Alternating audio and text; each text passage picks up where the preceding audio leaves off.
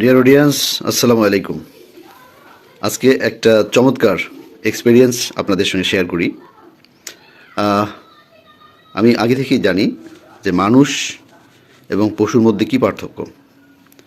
আমি জেনেছি ইন্টারমিডিয়েটে যে মানুষ এবং পশু উভয়ের মধ্যে বুদ্ধিবৃত্তি এবং জৈববৃত্তি আছে।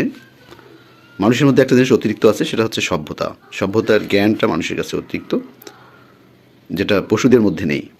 পশুদের মধ্যে জৈববৃত্তি এবং বুদ্ধিবৃত্তি দুটোই আছে, যেটা মানুষের মধ্যেও আছে। তো আজকে এর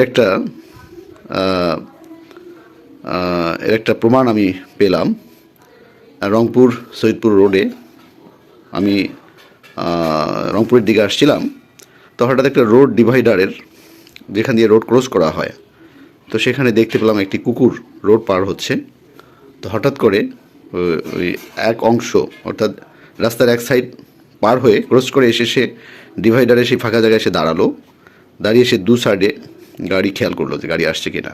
যখন দেখলো যে গাড়ি আসছে না, তখন সে রোডের বাকি অংশটুকু পার হয়ে গেল।